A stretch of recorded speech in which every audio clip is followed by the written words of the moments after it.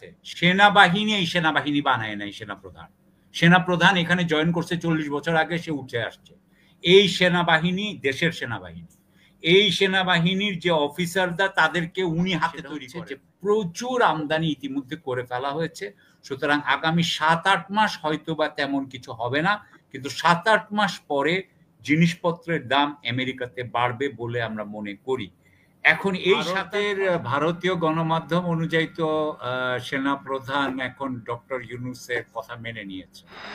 উনি আগে ডিসেম্বরের 25শে ফেব্রুয়ারি বোধহয় লাস্ট উনি বক্তৃতা দিয়েছিলেন।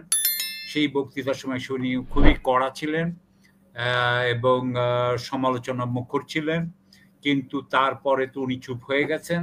এবং এখন ভারতীয় গণমাধ্যমের যারা ব্যক্তিত্ব আছেন তারা বলেন যে ডক্টর ইউনূসের সম্পূর্ণ আনুগত্য মেনে নিয়েছেন আমাদের বাংলাদেশের সেনাপ্রধান। সেটাতে আমার কোনো আপত্তি নেই ইন দ্যাট ওয়ে। আমার কথা হলো যে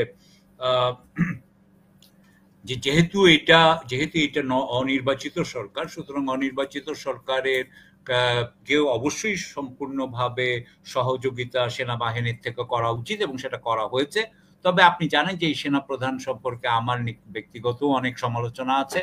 সুতরাং উনি এটা নিয়ে কথা বললো কি বললো না, আমি খুব একটা এটাতে ম্যাটার করে না আমার কাছে। আমি মনে করি এই সেনাপ্রধান বাংলাদেশের সমস্ত নিপীড়ক জেনারেলদেরকে পালাতে সাহায্য করেছে।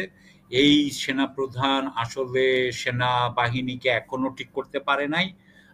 এই সেনাপ্রধানের যে ডিজিএফআই ছিল, সেই ডিজিএফআই কিন্তু এই আপনার উপদেষ্টা পরিষদ বসিয়েছে। সুতরাং আমি এই সেনাপ্রধানের ইয়ে করতে চাই না, তবে আমি খালি বলতে চাই সেনাপ্রধানই তো 5 তারিখে শেখ হাসিনাকে পাঠিয়ে দিয়েছে, মানে আমি ওইটুকু পর্যন্ত মানতে রাজি আছি। সেনাপ্রধানই তো 3 দিন দেশকে রক্ষা করেছে। তারপরে এই সেনাপ্রধান হয়তো গোপালগঞ্জ থেকে তাদেরকে উদ্ধার করে নিয়ে আসলো। এই যে দেশে 1 বছর পর্যন্ত আইন শৃঙ্খলা যতটুকু ধরে রাখার এই সেনাবাহিনী তো ধরে রেখেছে। শুনেন, প্রথম কথা হচ্ছে সেনাপ্রধান আর্মি বানায় না, সেটা ঠিক আছে। আমি আপনাকে বলি, ঠিক আছে, সেনাবাহিনী এই সেনাবাহিনী বানায় নাই সেনাপ্রধান। সেনাপ্রধান এখানে জয়েন করছে 40 বছর আগে, সে উঠে আসছে। এই সেনাবাহিনী দেশের সেনাবাহিনী। এই সেনাবাহিনীর যে অফিসাররা তাদেরকে উনি হাতে তৈরি করেন নাই। সুতরাং সেটা উনি কি দিবেন না? উনি না দেখ।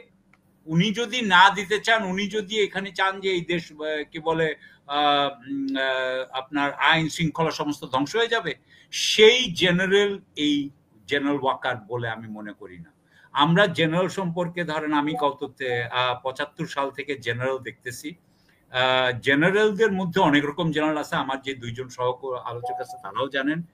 এই জেনারেল সাহেব, আমি একদম স্পষ্ট করে, আপনি যেহেতু আমাকে জিজ্ঞাসা করলেন, এই জেনারেল সাহেব নানান ধরনের নৌকায় উঠে নানান ধরনের নৌকায় পা দিয়ে অভ্যস্ত। সুতরাং উনিও ওই প্রথম ভারতের নৌকায় পা দিচ্ছেন, আওয়ামী লীগের নৌকায় পা দিচ্ছেন, তারপর ইউনূসের নৌকায় পা দিচ্ছেন। পা দেওয়ার পরে এখন যেটা হয়েছে, আলটিমেটলি উনার কোনো ক্রেডিবিলিটি এখন জিরোতে সে ঠেকছে। উনিও ভয় পেয়ে গেছেন। আই এম সরি, আপনি আমাকে সেনাপ্রধান সম্পর্কে অনেক কথা বললেন। তবে আমি এখন ফাইনালি যে কথাটা শেষ করতে চাই, যে কথাটা, যে এখন আমাদের শুল্ক নিয়ে যে ঘটনা হয়েছে, এই 8-9 তারিখের মধ্যে শুরু হবে। কিন্তু 8-9 তারিখের পরেই কিন্তু চীনের সাথে শুরু হবে। যুক্তরাষ্ট্রের চুক্তি হয় কিনা সেটা বোধহয় 8 তারিখে ডিসিশন হবে। এই আমাদের অ্যাপারেলস এর কি অবস্থা হবে সেটা কিন্তু আমরা বুঝতে আমাদের কিন্তু আরো কয়েকদিন সময় লাগবে। মসির ভাই যেটা বললেন সেটা নিয়ে, সেটা খুবই ইম্পর্টেন্ট বিষয়। এবং আমি এখনো মনে করি যে শুল্কটা আমেরিকা চাপিয়েছে তার ফলে দাম বাড়বে। তবে এখন আমরা যে সমস্ত খবর পাচ্ছি সেটা হচ্ছে যে প্রচুর আমদানি ইতিমধ্যে করে ফেলা হয়েছে। সুতরাং আগামী 7-8 মাস হয়তোবা তেমন কিছু হবে না, কিন্তু 7-8 মাস পরে জিনিসপত্রের দাম আমেরিকাতে বাড়বে বলে আমরা মনে করি। এখন এই 7-8 মাস হয়তোবা আমাদের ঠিক মতো থাকতে পারে আমাদের গার্মেন্টস ফ্যাক্টরি, কিন্তু তারপরে আমাদের গার্মেন্টস ফ্যাক্টরির উপরেও কিন্তু একটা বিরাট চাপ আসতে পারে বলে আমি মনে করি। আপাতত এইটুকু বলেই শেষ করতে চাই।